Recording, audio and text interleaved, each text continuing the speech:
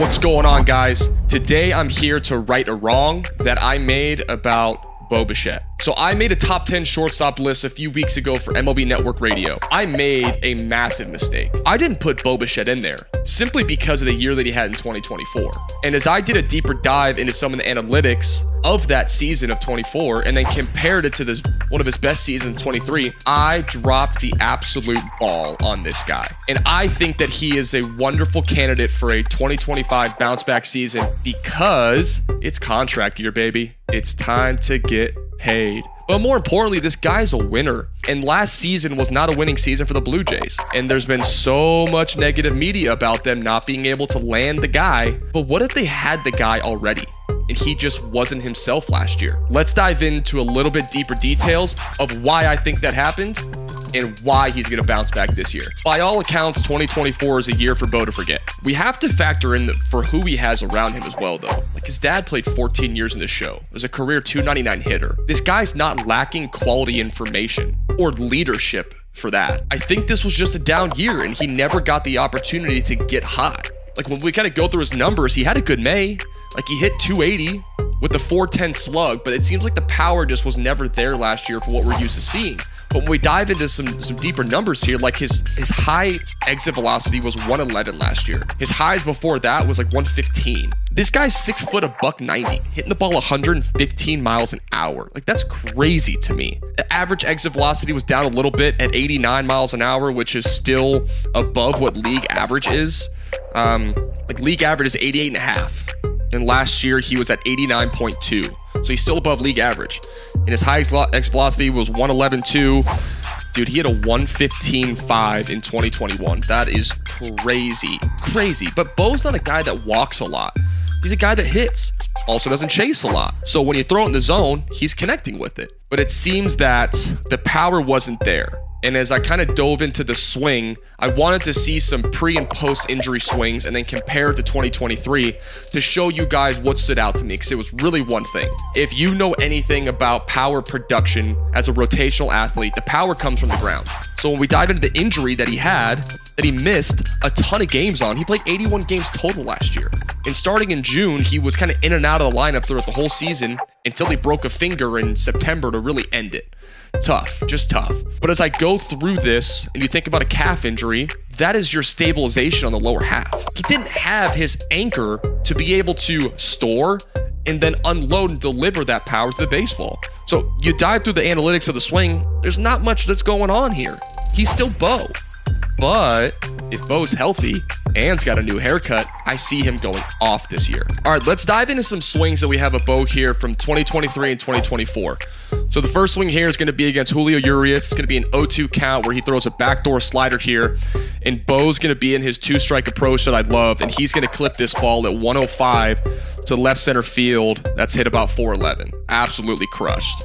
So that's 2023. Let's go to 2024. He's facing Nick Nastremi. Once again, 1-2 slider. Kind of hangs it a little bit there. Not the perfect executed pitch. Misses in with this. Actually, no, this is dotted low and away. So dots that slider low and away. Ball's clipped at 103. Like, for me, this isn't all of Bo's power. A guy can hit a ball 115, but crushes this baseball. Okay, so that is 2024. Still had some juice early in the year. Okay, so 2023, this ball is touched. This is my boy, Marco Gonzalez. I love you, Marco. I'm sorry. But this ball's hitting 113 miles an hour to straightaway center field into the upper deck. That, oh man, some fans that bought some tickets to those seats did not expect to see a ball hit up there today. 113, 460 on a 1-0 changeup. Oof. Okay, so that's 2023. That's the Bo we want to see this year. 2024, this ball's clipped too. 110.4, 431 feet off of George Kirby. This is a 1-2 slider. I mean, 3 out of these 4 homers, guys, are on two-strike sliders. Like, this two-strike approach is still nasty. It's over the plate. It's down, though. So we're seeing some quality swings. This is all pre-injury, guys. This is April 9th off of George Kirby. So this is all pre-injury. I want to show you guys one swing, though, that jumped out at me, and I want to show you different. So I have 2 swings up here where I'm going to dive into. One's going to be the home run off of Marco Gonzalez. One's going to be a base hit off of Carlos Rodon. You're going to see him there. There's Carlos. All right, Carlos, we're going to zoom in, though, to show you one thing. Because what I want to show you is this back leg. And I hope you guys can really see this because this stood out to me a lot, especially when it comes to the calf injury. So let's show some differences here. So as I kind of take you through this move of when he brings that front foot up and now he's going to really load into the ground. Look how stable that back leg is. And you can kind of see him using the foot and the hip to coil and create that ground force to unload through the barrel when he goes forward. Look at how much body control he has over that. Like that move right there when the front foot comes down and he's holding, that's special. That's unique. And then you go to this move here and you kind of see this little wobble. Can you guys see that little flicker with the back knee right there? For me, that doesn't look super stable. And you can see how it kind of bounces. And what that tells me is that he's getting a little bit more into the knee and then the quad instead of being able to hold that back heel and that back hip a little bit to really start that true rotation. So he's wobbling a little bit on the back there, which is going to throw off the rotational sequence for him. And part of me, this ball's hit at 111, but Bo creates so much rotational torque, but is it delivered the way he wants to? He clips the top of this baseball and it's hit at 111 for a base hit here. But I mean, ground balls don't get paid big bucks in the big leagues, unfortunately. That's not what Bo wants. So I thought that was interesting. I know that Bo's already seen that, and I know he knows the reason why it happened.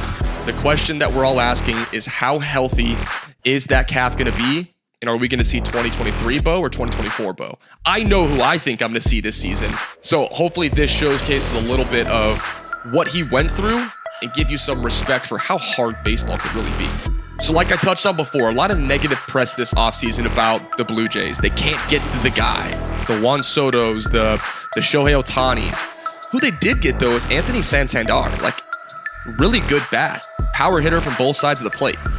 And I was reading some quotes about John Snyder in the MLB.com, and they're talking about that in the trade rumors as well, and also in Sportsnet.com. They're talking about how John Schneider's saying, like, we were looking for this big bat and this addition to our lineup. And he says, like, what if we had this bat all along? What if the guy was already in our lineup, already in our locker room, but he just wasn't himself? That's Bo, guys.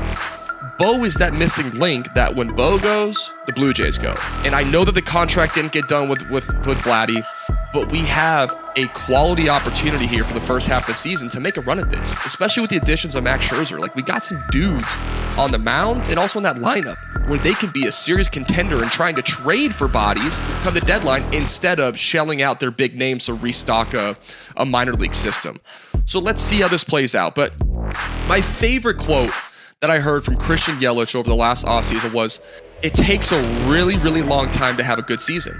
And it also takes a really long time to have a bad season. Unfortunately, Bo never had the long season to have a good season. So now he is labeled with having a really down 2024 and has the opportunity to bounce back from that as we lead into 25. Everyone's saying that Bo looks like Bo. That makes me excited as a baseball fan. All right, guys, there's my prediction for comeback player of the year in 2025, Bo Bichette. He is going to come out with his hair on fire. So, as always, like, subscribe, and comment, and let me know who you want to see next. Who else is a top-tier comeback candidate that I might be missing, and I'll do a deep dive for you.